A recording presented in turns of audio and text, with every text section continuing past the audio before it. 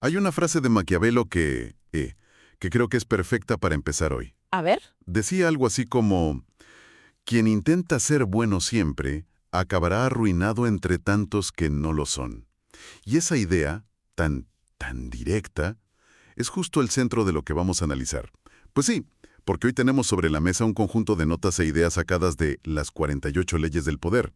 Un libro que, bueno, seamos sinceros, tiene fama de ser el manual del perfecto cínico. Totalmente. Pero nuestra misión aquí no es juzgarlo, sino entenderlo. Exacto. No vamos a dar un curso sobre cómo ser, no sé, un villano de película. La idea es usar estas leyes como si fueran unas gafas de rayos X. Me gusta esa imagen. ¿A que sí? Nos permiten ver las estructuras de poder que se han repetido a lo largo de la historia y que, bueno, que siguen operando hoy, nos guste o no. Vamos a explorar cómo el poder, según esta visión, se basa en manejar lo que otros ven, cómo se gestionan las relaciones y, sobre todo, cómo se actúa. Ok, pues vamos a desgranar esto. La primera gran idea que se repite una y otra vez es que el poder es fundamentalmente un juego de apariencias. No importa tanto quién eres o lo que haces, sino lo que la gente cree que eres y lo que cree que haces. Totalmente, es puro teatro. Y eso nos lleva de cabeza a una de las leyes más importantes, la número 3. Disimule sus intenciones. La lógica es simple. Si la gente no sabe lo que buscas de verdad, No puede defenderse. exacto, les obligas a jugar en un tablero a oscuras. Suena a estrategia militar, pero los ejemplos que pone el libro van por otros derroteros. El que se menciona sobre las seducciones es muy revelador. Ah, el de Ninon de Lenclos, la famosa cortesana del siglo XVII. Sí, aconsejó a un joven marqués que quería conquistar una condesa. Que no fuera directo, que no declarara su amor. Justo lo contrario a lo que uno pensaría. Claro, le dijo que creara un patrón de señales contradictorias, a veces cercano, a veces distante. La idea era desorientarla, mantenerla en vilo. Pero claro, el marqués no aguantó. No, fue impaciente, le confesó su amor apasionadamente y se acabó el misterio. El encanto se rompió al instante. La franqueza, en este juego, fue un error fatal. La ambigüedad era el motor del deseo. Pero esa idea de la ambigüedad tiene un límite, ¿no? A ver, ¿dónde trazar el libro la línea entre generar interés y simplemente confundir o frustrar a la otra persona hasta que se rinde? Es una pregunta excelente. El texto sugiere que la clave está en el control. No se trata de un caos de señales, sino de una ambigüedad calculada. Das lo suficiente para mantener el interés, pero nunca tanto como para que la otra persona se sienta segura y pueda predecir tu siguiente movimiento. Un equilibrio delicado. Muy delicado. El ejemplo militar del duque de Marlborough lo ilustra perfectamente. ¿El del fuerte francés? Ese mismo. Quería destruir un fuerte para abrirse paso, pero si lo atacaba directamente, los franceses sabrían cuál era su plan. Así que lo capturó, dejó una pequeña guarnición como si quisiera quedárselo y se marchó. Qué astuto. Y los franceses, obsesionados con que el fuerte era vital para el duque, lo atacaron con todas sus fuerzas para recuperarlo. Y una vez que lo tuvieron, convencidos de su importancia, fueron ellos mismos quienes lo demolieron para que Marlborough no volviera a tomarlo. Es genial. O sea, les hizo hacer su trabajo sucio convenciéndoles de que era idea suya. Exacto. Ocultó su intención real detrás de una intención falsa tan creíble que el enemigo actuó justo como él quería. Manipuló su percepción de la realidad, ni más ni menos. Vale, lo de ocultar intenciones me queda claro, pero me pregunto qué pasa con la comunicación. Si no puedes revelar tus planes, ¿qué dices? ¿Te quedas callado? Me imagino que el texto tiene algo que decir sobre el poder del silencio. Por supuesto. Es la ley número 4. Diga siempre menos de lo necesario. Es el complemento perfecto. Claro. Cuanto más hablas, más probable es que digas algo irrelevante, o peor, algo estúpido que te deje en evidencia. El poder, según esta lógica, no grita, susurra, o ni siquiera eso. El silencio intimida. Hay una cita de Leonardo da Vinci que es brutalmente gráfica sobre esto, la de las ostras y los cangrejos. Es una imagen potentísima. La ostra se abre confiada y el cangrejo le mete una piedrita para que no pueda cerrarse y así devorarla. Es una metáfora de la vulnerabilidad. Abrir la boca de más es invitar al peligro. Lo que me fascina de esto es la psicología que hay detrás. Al hablar poco, obligas a los demás a proyectar sus propias ideas y miedos en tu silencio. Se ponen nerviosos, intentan llenar los huecos, y en ese proceso... Revelan sus propias intenciones y debilidades. Exacto. Controlas la conversación sin decir casi nada. Al final, ese control de la apariencia es solo la mitad del juego, ¿no? Porque una vez que controlas cómo te ven, el siguiente paso, según el libro, es controlar a quienes te rodean. Y ahí es donde se pone realmente controvertido. Con ideas como la de no fiarse de los amigos. La ley número 2. Nunca confíe demasiado en sus amigos. Aprenda a utilizar a sus enemigos.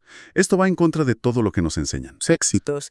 Y a la hora de la verdad, su traición es más dolorosa y efectiva. Uf. En cambio, un antiguo enemigo que contratas tiene mucho que demostrar. Su lealtad se basará en el interés propio, que es una base mucho más sólida en el juego del poder que el afecto. Me viene a la mente La anécdota del rey Nerón de Siracusa, que se enteró de que tenía mal aliento. no por su mujer ni sus cortesanos, sino porque un enemigo se lo gritó en medio de una pelea. Es una historia pequeña, sí, pero la moraleja es tremenda. Tus enemigos te dirán las verdades que tus amigos callan. Y esa verdad puede ser más que un simple defecto personal, puede ser una oportunidad estratégica. Fíjate en la visión de Mao Zedong durante la invasión japonesa de China. Es un caso de estudio. ¿Qué pasó? Pues que sus generales querían evitar el combate directo contra los japoneses. Querían dejar que sus rivales, los nacionalistas de Chiang Kai-shek, se desgastaran. Que es la jugada aparentemente lógica, dejar que tus dos enemigos se maten entre ellos. Pero Mao vio más allá. Insistió en que su ejército luchara. Su argumento fue que enfrentarse a un enemigo tan formidable y bien equipado como los japoneses era el entrenamiento perfecto. Vaya. No era solo una guerra, era una oportunidad para forjar un ejército veterano y disciplinado. O sea que el texto plantea que el conflicto no es algo a evitar, sino una herramienta necesaria para el crecimiento. Que la verdadera debilidad no es tener enemigos, sino no tenerlos lo suficientemente fuertes como para obligarte a mejorar. Has dado en el clavo. Es usar la presión externa para fortalecerte internamente. Y esa experiencia de combate fue absolutamente decisiva años después, cuando finalmente se enfrentaron y derrotaron a los nacionalistas en la guerra civil. Este enfoque en la utilidad de las personas, ya sean amigos o enemigos, me lleva a otra ley, la número 11. Haga que la gente dependa de usted. Suena una forma de control bastante sutil y un poco siniestra, ¿no? Lo es, sin duda.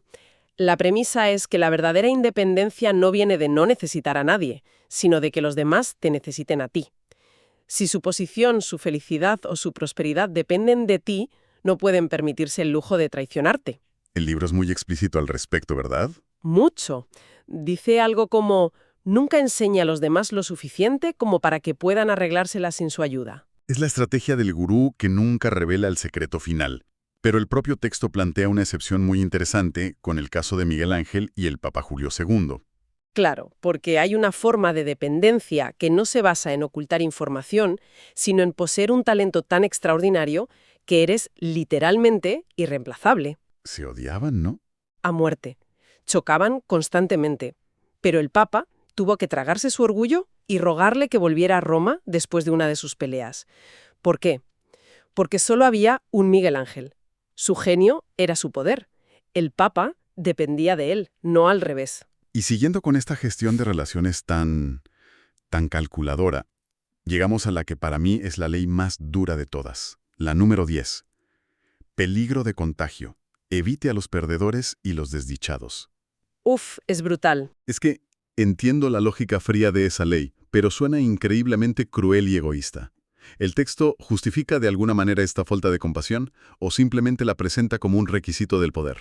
La presenta como un requisito de supervivencia. La metáfora que usa es la de una enfermedad infecciosa.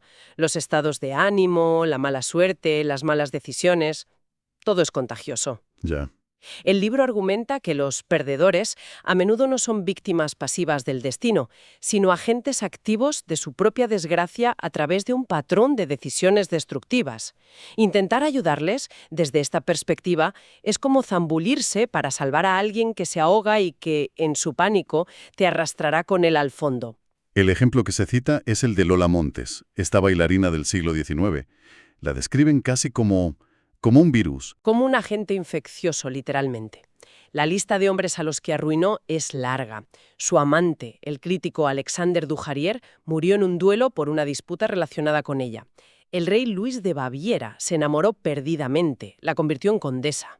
Ujú. Y el escándalo fue tal que provocó una revuelta que le costó el trono y lo mandó al exilio. Exacto, la idea es que ella era un imán para el caos y la desgracia, y quien se acercaba demasiado acababa consumido. Es una visión del mundo muy determinista, bastante sombría. O te rodeas de gente exitosa o estás condenado. Y todas estas estrategias de percepción y de relaciones tienen un riesgo en común, que es creer que uno puede controlarlo todo desde la distancia, con la palabra. Y eso me recuerda a la ley que advierte precisamente contra eso. La de ganar con acciones, no con argumentos. La ley número 9. Es una de las más sabias, en mi opinión. Sostiene que cualquier victoria que consigues discutiendo es una victoria pírrica, o sea, que te cuesta más de lo que vale. Claro. Puede que ganes el debate, pero generas un resentimiento en la otra persona que durará para siempre. Las palabras hieren el ego, y eso no se olvida. Es mucho más poderoso demostrar tu punto sin decir nada. Dejar que tus acciones hablen por ti. Hay una frase de Baltasar Gracián que lo resume. La verdad por lo general no se oye, se la ve. Y el ejemplo del estafador Víctor Lustig es de manual. Un sheriff al que había timado $10.000 lo encuentra en un hotel de Chicago, furioso, pistola en mano. La situación es límite. Podría haber discutido, negado. Pero no, su acción fue completamente inesperada.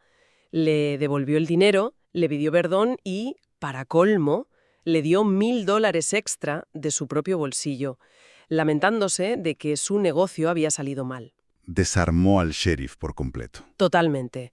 La acción fue tan contundente, tan aparentemente honesta y generosa, que reescribió la realidad de la situación.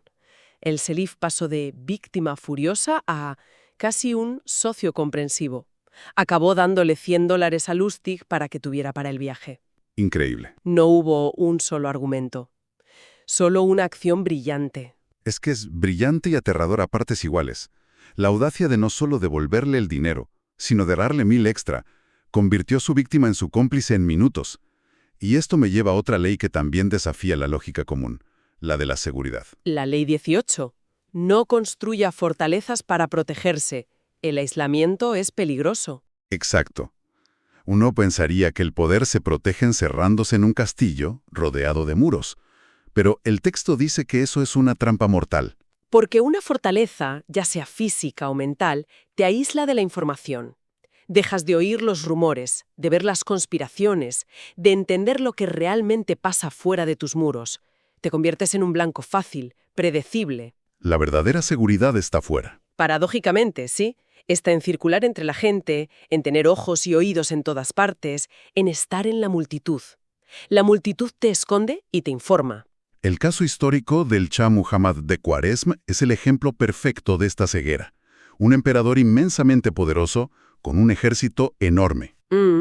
Que se encerró en su capital, Samarcanda, creyéndose intocable. Cuando Gengis Khan, que en ese momento era un poder emergente y lejano, le envió emisarios, el Shah, desde su fortaleza, lo vio como un insulto. Claro, un líder inferior. Exacto.